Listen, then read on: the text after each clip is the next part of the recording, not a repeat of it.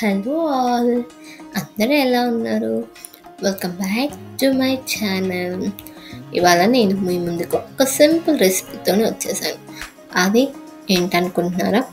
బ్రెడ్తో గులాబ్ జామ్ చేద్దామా? అది ఎలా టర్న్ అవుట్ అయిందో చూసేద్దామా? బ్రెడ్తో చాలా డిఫరెంట్ వెరైటీసే చేసి ఉంటాం. లైక్ బ్రెడ్ జామ్తో తిని ఉంటాం, బ్రెడ్ శాండ్విచ్ తిని ఉంటాం, హోల్ వీట్ బ్రెడ్తోని ఎన్నో డిఫరెంట్ ఐటమ్స్ చేసుకోవచ్చు. అలా బ్రెడ్ ఎక్కువ క్వాంటిటీలో ఉన్నప్పుడు మనం బ్రెడ్తోని ఈజీగా గులాబ్ జామ్ తయారు చేసేయచ్చు. So let's drive in to our video. ఇలా బ్రెడ్ స్లైసెస్ని తీసుకొని బాగా ఎడ్జెస్ని కట్ చేసేసేయండి. ఆ ఎడ్జెస్ కూడా మనకి దేనికో ఒక దాంట్లోకి యూజ్ అవుతాయి. సో పడేయకుండా సైడ్ గ్రైండ్ చేసి ఫ్రిడ్జ్లో స్టోర్ చేసేసుకోవచ్చు, డ్రై కూడా చేసేసుకోవచ్చు. అలా ఎడ్జెస్ కట్ చేసి దాన్ని స్మాల్ పీసెస్ లాగా చేసేసి ఒక గ్రైండర్లోకి ట్రాన్స్ఫర్ చేయండి. ట్రాన్స్ఫర్ చేసి దాన్ని ఫైన్ పౌడర్ లాగా చేయండి.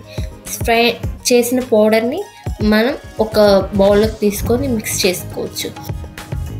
అదే దాంట్లో కొంచెం షుగర్, యాలకులు తీసుకొని గ్రైండ్ చేసి పక్కకు పెట్టుకోండి. బికాస్ ఇది మనకి తర్వాత యూజ్ అవుతుంది అనమాట. సో అలా గ్రైండ్ చేసుకున్న దాన్ని వేరే బౌల్లోకి ట్రాన్స్ఫర్ చేసేసుకొని పెట్టుకోండి. అది ఫైన్ పౌడర్ అవ్వాల్సిన అవసరం లేదు. బికాస్ అది కొంచెం కచ్చపచ్చగా ఉంటేనే దాని ఫ్రేగ్రెన్స్ అనేది మనకి బాగా తెలుస్తుంది. సో ఇప్పుడు స్టవ్ ఆన్ చేసేసి బాగా హై ఫ్లేమ్లోనే ఉంచండి. కొంచెం హై ఫ్లేమ్లో ఉంచితేనే మనకి కొంచెం ఈజీగా తొందరగా సిరప్ అనేది డిజాల్వ్ అయిపోతుంది అనమాట. సో ఇప్పుడు ఒక కడాయి పెట్టేసుకొని ఆ కడాయిలో కొంచెం షుగర్ వేసేసుకుందాం. మనకి తీసుకున్న దాని క్వాంటిటీని బట్టి షుగర్ వేసుకోవచ్చు. నేను ఒక 10 పీసెస్ వరకు బ్రెడ్ తీసుకున్నానంటే ఒక కప్పు నిండా షుగర్ తీసుకున్నాను అనమాట. సో క్వాంటిటీ కొంచెం అటు ఇటు అయినా పర్లేదు, ఎందుకంటే కొంతమంది స్వీట్ ఎక్కువ తింటారు, కొంతమంది తక్కువ తింటారు. సో కాబట్టి కొంచెం మీకు తగిన క్వాంటిటీలోనే ఫస్ట్ ట్రై చేయండి. అలా ట్రై చేసిన రెసిపీనే ఇది అనమాట. నేను ఫస్ట్ టైమే ట్రై చేశాను, కానీ ఇది ఎక్సలెంట్గా టర్న్ అవుట్ అయింది. సో అలా కలుపుతూ ఉండగా అది బాగా కరిగిపోతుంది అనమాట. సిరప్ కరిగిపోయిన తర్వాత సైడ్కి పక్కన పెట్టేసుకొని కొంచెం చల్లనివ్వండి. ఇప్పుడు మనం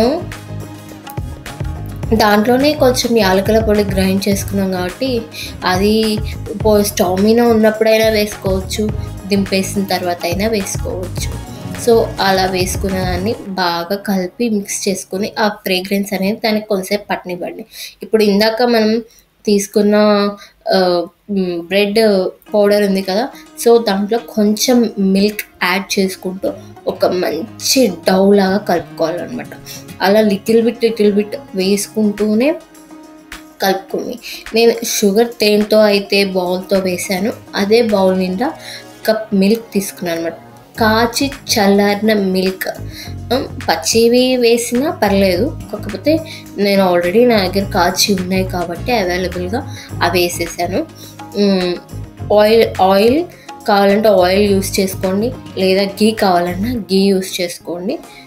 అది రౌండ్స్కి చుట్టడానికి యూజ్ అవుతుంది, ఇలా డౌ చేసేటప్పుడు కూడా యూజ్ అవుతుంది అన్నమాట. సో కొంచెం లిటిల్ బిట్ ఆఫ్ గీ వేసుకుంటేనే బాగుంది. చూసారా, అసలు చేతికి ఏం అంటుకోలేదు, అంత బాగా వచ్చిందనమాట డౌ.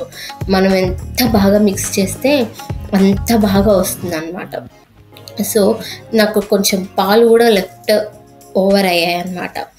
సో అది పక్కన పెట్టేసుకొని దేంట్లోకైనా యూస్ చేసేసుకోండి. ఇప్పుడు బాగా కాచిన సిరప్ని చల్లార్చాక పక్కన పెట్టేసుకుని అది గోరువెచ్చగా ఉన్నాయో లేదో చూసుకోండి. గోరువెచ్చగా లేకపోతే ప్యాన్ కింద పెట్టేసుకొని అయినా మనం చేసేసుకోవచ్చు అనమాట, చల్లారబెట్టుకోవచ్చు.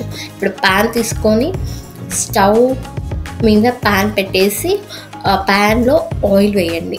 ఆయిల్ వేసేసి అది ఆయిల్ హీట్ అయ్యే వరకు ఉంచండి. ఇప్పుడు డౌ ఉంది కదా, ఆ డౌలో నుంచి కొంచెం క్వాంటిటీ తీసుకొని స్మాల్ రౌండ్ బాల్స్ లాగా ఇవ్వండి, రౌండ్ షేప్ ఇవ్వండి. సో దట్ మనకి చిన్న చిన్న బాల్స్ లాగా ఫామ్ అయిపోతాయి అనమాట. ఇలాంటి యాక్టివిటీస్ అంటే పిల్లలకి చాలా ఇష్టం కాబట్టి వాళ్ళు మీ ఇంట్లో ఉంటే కంపల్సరీ ఇన్వాల్వ్ చేయండి. ఎందుకంటే బికాస్ వాళ్ళకి స్మూత్నెస్ తెలుస్తుంది, సంథింగ్ పట్టుకొని సెన్స్ ఆర్గన్స్ ఎలా పనిచేస్తున్నాయని తెలుస్తుంది. అది ఒక వాళ్ళకి యాక్టివిటీ లాగా ఉంటుంది. సో వాళ్ళని కూడా ఇన్వాల్వ్ చేస్తే ఇంకా హ్యాపీగా ఫీల్ అవుతారనమాట. సో అలా చిన్న చిన్న బాల్స్ మా పాప కూడా చుట్టింది కాబట్టి సో నేను అది చెప్పానమాట. సో అలా హీట్ అయిన వాటిని ఒక్కొక్కటి వేసుకుంటూ గోల్డెన్ బ్రౌన్ కలర్లో వచ్చే వరకు బాగా ఫ్రై చేసేసుకొని పక్కన పెట్టేసుకోండి. పక్కన పెట్టుకున్నవి అవి ఏం చేస్తామంటే ఈ సిరప్ కొంచెం గోరువెచ్చగా ఉన్నప్పుడే ఎలా ఉందో చూసుకొని, హాట్గా ఉంటే గోరువెచ్చగా చేసుకోండి, గోరువెచ్చగా ఉందనుకోండి అది వేసేయచ్చు అనమాట. సో అలా రిమైనింగ్ మనం ఎంత క్వాంటిటీలో చేసుకున్నామో అవన్నీ కూడా ఇలానే డీప్ ఫ్రై చేసుకోవాలి. సో ఆ ప్రాసెస్ కంటిన్యూ అవుతూ ఉంటుంది. సో చేసేసుకున్నవన్నీ మనం ఈ సిరప్లో గోరువెచ్చగా ఉన్నప్పుడు మాత్రమే వేయాలి. బికాస్ నేను మళ్ళీ చెప్తున్నానంటే అవి హాట్గా ఉన్నప్పుడు వేసామంటే విరిగిపోతాయి. సో జాగ్రత్తగా గోరువెచ్చగా ఉన్నప్పుడే, కొంచెం టైం పడుతుంది ఆరడానికి. సో వెయిట్ చేసి గోరువెచ్చగా అయిన తర్వాత ఒక్కొక్కటి నెమ్మదిగా వేసుకొని సర్వ్ చేసుకొని ఎంజాయ్ చేయండి. సో టేస్ట్ మాత్రం నెక్స్ట్ లెవెల్ అంటే same as it is gulab jam మనం కొన్న ప్యాకెట్ ఎలా ఉంటుందో మిక్స్ అలానే డిట్టో టు డిట్టో దిగిపోయింది అనమాట. Thank you for watching. Please subscribe to my channel.